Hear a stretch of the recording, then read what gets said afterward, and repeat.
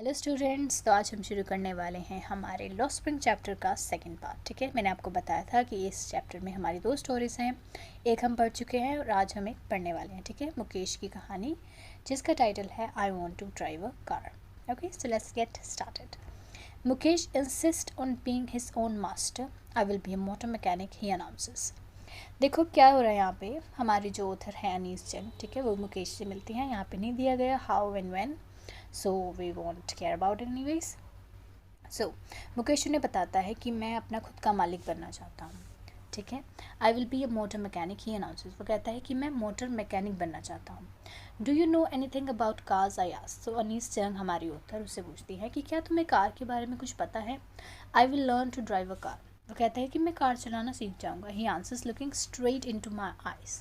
ठीक है, वो ये जवाब देता है कि मैं कार चलाना सीख जाऊँगा, बिल्कुल उनकी आंखों में देखते हुए। His dream looms like a mirage, a mist just of streets that fill his town, Firozabad, famous for its bangle.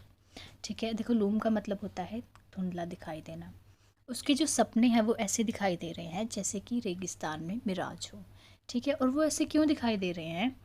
क्योंकि जहाँ पे वो रहता है टाउन फिरोज़ाबाद में, वो एक मतलब धूल से भरी हुई गलियाँ हैं वहाँ पे, और वहाँ वो फेमस है जगह बैंगल बनाने के लिए। Every other family in Firozabad is engaged in making bangles. मतलब हर दूसरी फैमिली फिरोज़ाबाद में बैंगल्स बनाती है। ठीक है, तो जहाँ पे वो रहता है वहाँ पे इस तरह का सपना देखना कि वो मोटर मैकेनिक बनना चाहता है, वो एक बहुत ही अलग चीज़ है। मतलब कि उस सपने को देखना एक बड़ी बात है। ठीक है, इस चैप्टर में ऐसा दिखाया गया है।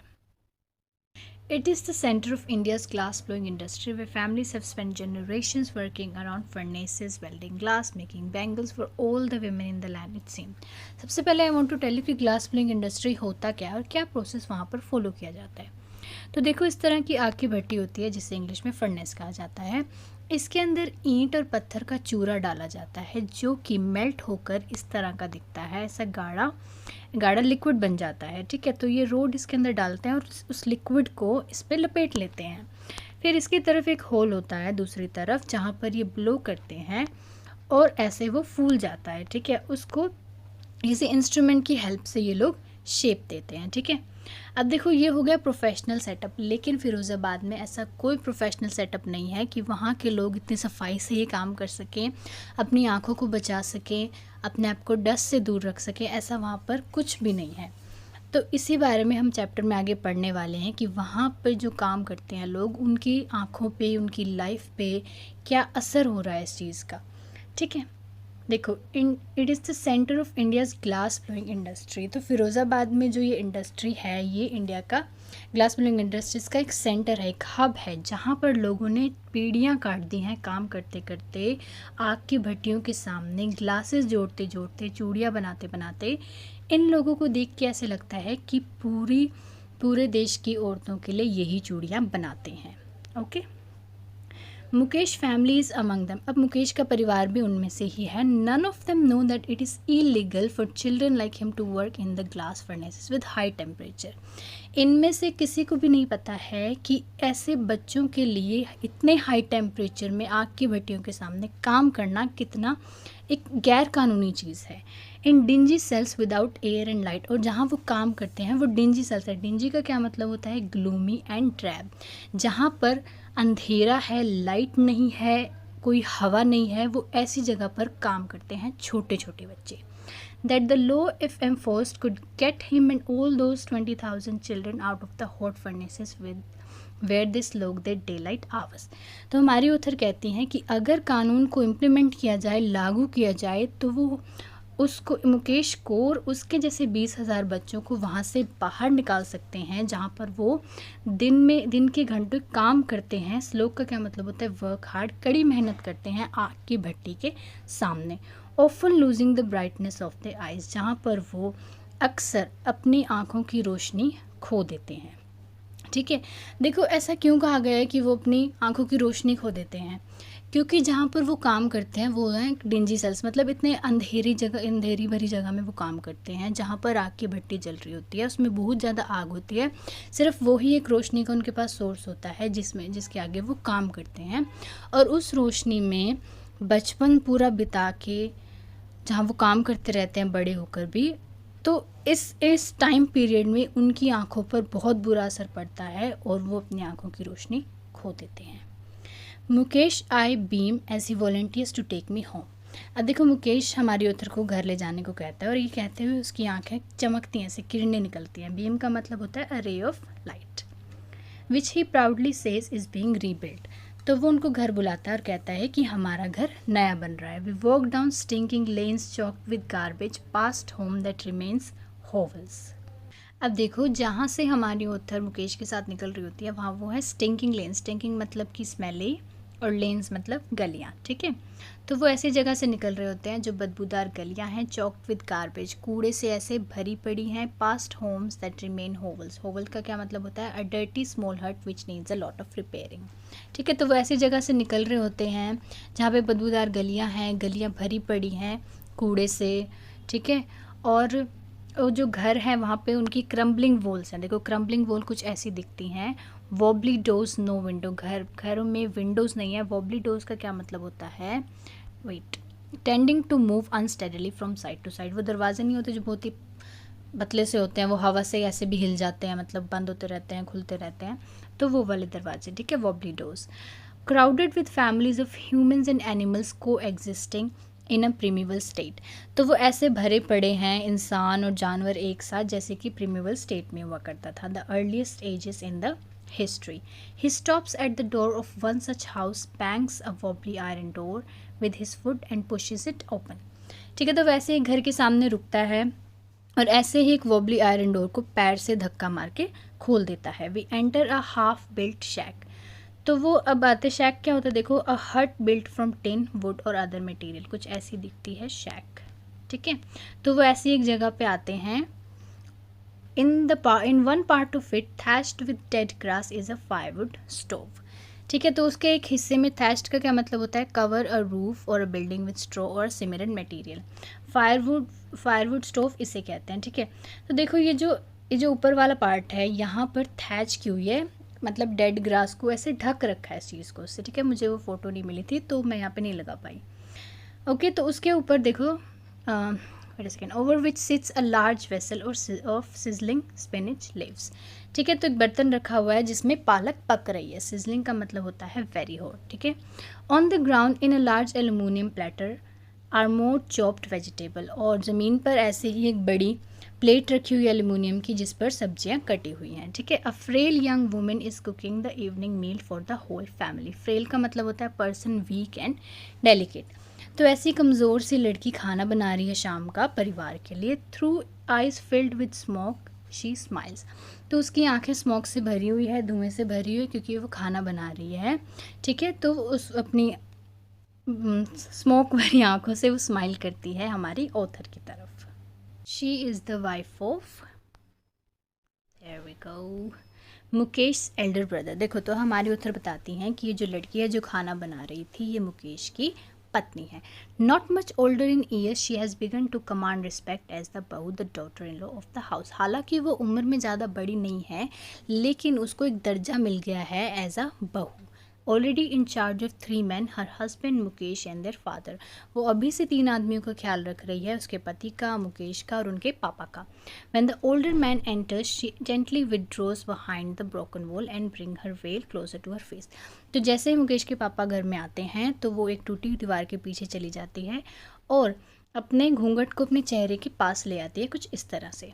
As custom demands, daughter-in-law must veil their faces before male elders. जैसे कि कल्चर है कि बहुओं को बड़े बुजुर्ग आदमियों के सामने अपना चेहरा ढकना है।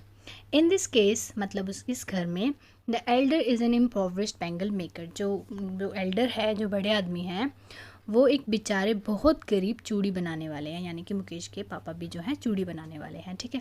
Despite long years of hard labour, first as a tailor then a bangle maker, he has failed to renovate a house, send his 2 sons to school all he has manage to do is teach them what he knows the art of making bangles. ठीक है, तो इतनी कड़ी मेहनत के बाद भी, इतने सालों की कड़ी मेहनत के बाद भी, पहले as a tailor then as a bangle maker, पहले एज अ टेलर फिर चूड़ी बनाने वाले, वो फेल हो चुके हैं घर को दोबारा से बनाने में, अपने 2 बच्चों को स्कूल भेजने में। वो जो कर पाए हैं वो ये कि उन्होंने अपने बच्चों को वो सिखा दिया जो उन्हें आता था, the art of making bangles. It is his karam his destiny says Mukesh grandmother. देखो अब एक नया कैरेक्टर आ गया स्टोरी में, मुकेश की दादी। वो कहती हैं कि ये तो इसका करम है, इसकी किस्मत है। Who has watched her own husband go blind with the dust from polishing the glass of bangles. तो ये वो औरत है जिसने अपने खुद के पति को ब्लाइंड होते देखा है, कैसे, from polishing the glass of bangle. देखो ग्लास को जब पॉलिश करते हैं तो उसमें से डस्ट निकलता है, और अगर वो ज़्यादा वक्त तक आपकी आंखों में जाते रहे तो आपकी आंखें भी जा सकती हैं। ठीक है, तो इसी रीज़न से उसके हस्बैंड भी ब्लाइंड हो चुके थे। Can a God given lineage ever be broken. तो वो अपने उस दुख के साथ कहती हैं, लीनियज का क्या मतलब होता है, direct decent from N ancestor.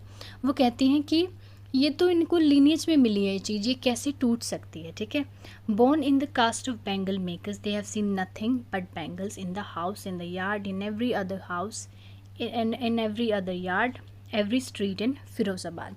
ठीक है, तो देखो बैंगल मेकर भी एक कास्ट है, तो वो इस कास्ट में पैदा हुए हैं। तो हमारी ऑथर कहते हैं कि इन लोगों ने चूड़ियों के अलावा कुछ नहीं देखा है घरों में, घर के यार्ड में। यार्ड क्या होता है, देखो इस तरीके का जो घर के सामने जगह होती है उसे यार्ड कहते हैं। ठीक है, अपने यार्ड में, दूसरे घर में, दूसरों के यार्ड में, पूरी जो फिरोज़ाबाद की गलियां हैं सब में उन्होंने क्या देखा है, spiral of bangle. Spiral of bangle मतलब इस तरह के चूड़ियों के गुच्छे देखे हैं। Sunny gold, paddy green, royal blue, pink, purple, every colour born out of the 7 colours of the rainbow.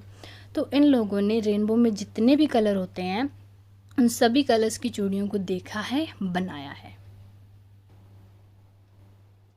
Lie in mounds in unkempt yard are piled on 4 wheeled hand cart. देखो जो ये सभी कलर्स की चूड़ियाँ हैं, ये mounts का क्या मतलब होता है, a large pile of something and unkempt is having an untidy appearance. ठीक है, तो इस तरह की बहुत सारे कलर्स की चूड़ियाँ ऐसे गुच्छों में बहुत बड़ी क्वांटिटी में पड़ी होती है इनके यार्ड्स में, and then are piled on 4 wheeled hand carts. तो उनको चूड़ियों को बाद में ऐसी रेडी के ऊपर रखा जाता है। ठीक है, post by young man along the narrow lanes of the shanty town. Shanty town होता है ऐसे झुग्गे झोपड़ियों वाला इलाका, तो वहाँ की गलियों में ये जाते हैं अपनी रेडी को लेके, और वहाँ होते होंगे मिडल मैन, बिजनेसमैन, जो इनका सामान खरीदते हैं और आगे बेचते हैं। ठीक है, and in dark hutments next two lines of flames of flickering oil lamps. Flickering oil lamps क्या होता है, इस तरह का दिया। ठीक है, तो ये इसके सामने बैठे होते हैं वेयर लड़के और लड़कियां। ठीक है, अपने मम्मी पापा के साथ ग्लास वेल्ड कर रहे होते हैं, coloured glass into circle of bangles, यानी कि वो ग्लासेस को पिघला के उनको चूड़ियाँ बना रहे होते हैं उनसे।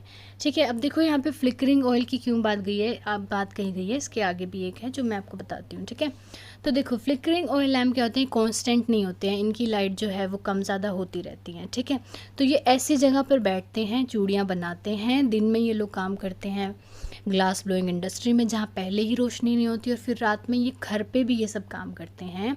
ठीक है, that is their eyes are more adjusted to dark than to the light outside. तो उनकी जो आँखें हैं वो रोशनी से ज़्यादा अंधेरे में एडजस्ट हो रखी हैं। That is why they often and up losing the I site before they become adults. तो वो बड़े होने से पहले अपनी आँखों की रोशनी खो देते हैं। Savita a young girl in a drab pink dress sit along sides an elderly women. ठीक है, तो हमारी स्टोरी में एक और कैरेक्टर आ जाता है सविता, जो कि एक छोटी बच्ची है जिसने पिंक कलर की ड्रेस पहनी है। ड्रैब मतलब क्या होता है, लुकिंग लैकिंग ब्राइटनेस और इंटरेस्ट। ठीक है, जिसने डल से पिंक कलर की ड्रेस पहनी है जो फीकी हो चुकी है। ठीक है, तो वो क्या कर रही है, सोल्डरिंग पीसेस ऑफ ग्लासेस। देखो सोल्डर करने का क्या मतलब होता है, ये जो टूल होता है इसे सोल्डर कहा जाता है। इसकी जो टिप है इसको गर्म करके इससे ग्लासेस जोड़े जाते हैं, वेल्ड किया जाता है। तो ये वेल्डिंग वाले ग्लास वाले ये रखते हैं अपने पास। ठीक है, इसको हिंदी में टाँके लगाने की मशीन कहा जाता है। As her hands move mechanically like the tongs of a machine. तो हमारी उधर देखती हैं कि उसके हाथ ऐसे चल रहे हैं जैसे कि मशीन हो। आपने इस तरह की वीडियोस में मशीन देखी होंगी जो खुद ही सामान रखती रहती हैं, ठीक है, काफ़ी फास्ट काम करती है। तो वो लड़की भी कुछ ऐसे ही काम कर रही है। और वो ऐसे क्यों काम कर रही है? क्योंकि वो दिन रात यही काम करती है, उसको यही कला आती है, ठीक है, तो वो उसको आदत पड़ चुकी है उस चीज़ की। I wonder if she knows the sanctity of the bangle she helps make. Sanctity का मतलब होता है पवित्रता। तो हमारी उधर कहती हैं कि मैं सोचती हूँ कि इसको इसकी पवित्रता का पता भी है जो चूड़ियाँ ये बनाने में हेल्प कर रही है। इट सिम्बलाइजेज इंडियन वुमेन सुहाग। ये एक इंडियन वुमेन के सुहाग को सिम्बलाइज करता है। Auspiciousness in marriage. ऑस्पिशियसनेस मतलब कैरेक्टराइज्ड बाय सक्सेस, यानी कि अगर औरत ने चूड़ियाँ पहन रखी हैं तो वो सिम्बलाइज कर रहा है कि वो अपनी शादी में सक्सेसफुल है। It will dawn on her suddenly one day when her head is draped with a red veil. Dawn on का क्या मतलब होता है? Something dawns on you, you begin to realise it for the first time. हमारी उधर कहती है कि इस बच्ची पर भी ये वक्त आएगा जब उसके सर को लाल दुपट्टे से ढक दिया जाएगा। Her hands tied red with red henna. जब उसके हाथों पर लाल मेहंदी लग जाएगी। And red bangles rolled on to her wrist. जब उसकी कलाई पर लाल चूड़ियाँ पहना दी जाएंगी। She will then become a bride.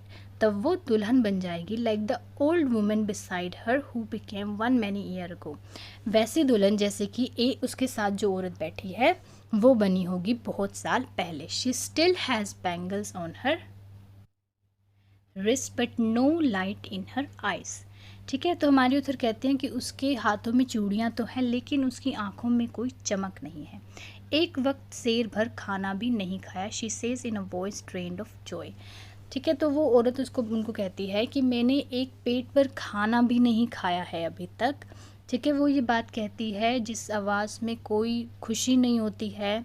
She has not enjoyed even one full meal in her entire life. उसने अपनी पूरी ज़िंदगी में एक पेट भर के खाना भी नहीं खाया है। That's what she has reaped. Reaped का क्या मतलब होता है? जो आप बोते हो वो काटते हो। आपने सुना होगा ये, ठीक है। तो वो हमारी उधर कह रही हैं कि इसने इतनी मेहनत की है अपनी पूरी ज़िंदगी लेकिन फिर भी ये उसका फल इतना भी नहीं पा पाई है कि ये एक पेट भर खाना खा सके। Her husband an old man with a flowing beard says. Flowing beard देखो इस तरह की बियर्ड होती है, ठीक है। तो उसका जो पति है जिसकी फ्लोइंग बियर्ड है इस तरह की, वो कहता है I know nothing except bangles. All I have done is make a house for the family to live in. वो कहता है कि मुझे चूड़ियों के अलावा कुछ नहीं पता है। मैं अभी तक जो कर पाया हूँ वो ये कि मैंने परिवार के लिए एक घर बना दिया है। Hearing him one wonders if he has achieved what many have failed in their lifetime. He has a roof over his head. तो हमारी ऑथर जो सोचकर ये सुनकर सोचती हैं कि इनको नहीं पता है कि इन्होंने वो अचीव कर लिया है जो बहुत से लोग अपनी पूरी ज़िंदगी में नहीं कर पाते। इनके पास रहने के लिए छत है, इनके पास रहने को घर है, सर पर छत है, तो ये एक बड़ी बात है। The cry of not having money to do anything except carry on the business of making bangles, not even enough to eat rings in every home. तो हमारी उधर कहती हैं कि ये जो रोना है कि उनके पास पैसे नहीं हैं कि वो कुछ और कर सकें चूड़ी बनाने के अलावा, कि वो खाना खा सके पेट भर के, ये जो रोना है ये हर घर में सुनाई देता है। The young man echo the lament of the elders. तो ये जो यंग मैन है, नई जनरेशन के लोग हैं, ये एको कर रहे हैं वो दुख। लेमेंट का क्या मतलब होता है? पैशनेट एक्सप्रेशन ऑफ ग्रीफ और सोरो। ठीक है, तो ये एको कर रहे हैं अपने बड़े बुजुर्गों का दुख। वही सेम चीज़ जो उन्होंने जी थी वही ये जी रहे हैं। Little has moved with time it seems in Firozabad. Author कहती हैं कि बहुत ही मतलब ये सुनने के बाद कि कुछ बदला ही नहीं है फिरोज़ाबाद में। तो years of mind numbing toil have killed all initiative and the ability to dream. Toil का मतलब होता है वर्क एक्सट्रीमली हार्ड। तो देखो इतनी कड़ी मेहनत के बाद, दिमाग सुन कर देने वाली मेहनत ने उनके सपने देखने की एबिलिटी को, कुछ नया स्टार्ट करने की, इनिशिएटिव क्या होता है? The ability to assess and initiate things independently, ऐसा कुछ भी करने की एबिलिटी को मार दिया है। Why not organise yourself into a cooperative, I ask a group of young man. तो हमारी ऑथर जो है देखो पूछते हैं, एक ग्रुप ऑफ यंग मैन बैठा होता है, उनसे पूछते हैं कि तुम लोग खुद को कोऑपरेटिव में क्यों नहीं बना लेते। कोऑपरेटिव क्या होता है? जैसे लेबर होती है, वो सेट कर लेती है अपनी सैलरी कि हम लोग इससे कम में काम नहीं करेंगे, हमारे जितने भी प्रोफेशन के लोग हैं वो इससे कम में काम नहीं करेंगे। ठीक है, तो वो यही उन्हें सजेस्ट करते हैं कि तुम लोग भी ऐसा क्यों नहीं कर लेते, तुम चूड़ी बनाते हो तो अपनी चूड़ियों को एक प्राइस में बेचो, वरना आप लोग मतलब एक्सप्लॉइट होने से बच जाओगे, ठीक है। तो ये उनको सजेस्ट करती हैं। और ये किन्हें कहती हैं, who have fallen into vicious circle of middle man who trap their fathers and forefathers. Vicious क्या होता है, क्रूल और वायलेंट। ये उन्हें कहती हैं, देखो ये चूड़ियाँ बनाते हैं, फिर ये मिडल मैन को बेचते हैं, मिडल मैन इनसे काफ़ी ज़्यादा सस्ते में ले लेता है और आगे कस्टमर्स को या फिर बिजनेस मैन को बेचता है बहुत ज़्यादा महंगे में। तो वो उन्हें सजेस्ट करती हैं कि तुम लोग ऐसा क्यों नहीं कर लेते। Even if we get organized, we are the ones who will be held up by the police, beaten and dragged to jail for doing something illegal, ठीक है। तो वो कहते हैं कि अगर हम खुद को ऑर्गेनाइज कर भी लें तो हम वो लोग होंगे, होल्ड अप क्या होता है, drag with effort and force, कि हम वो लोग होंगे जिन्हें पुलिस घसीटेगी, मारेगी, जेल में डाल देगी कुछ इलीगल करने के लिए। इलीगल क्या, कि वो कोऑपरेटिव बना लेंगे। और मतलब ऐसा क्यों करेगी पुलिस, क्योंकि मिडल मैन जो है वो उनको पैसे खिला के रखते हैं। There is no leader among them, no one who could help them see things differently. उनके बीच में ऐसा कोई लीडर नहीं है, ऐसा कोई इंसान नहीं है जो उनकी मदद कर सके ज़िंदगी को दूसरे नज़रिए से देखने के लिए। ऐसा वहाँ पे कोई इंसान नहीं है।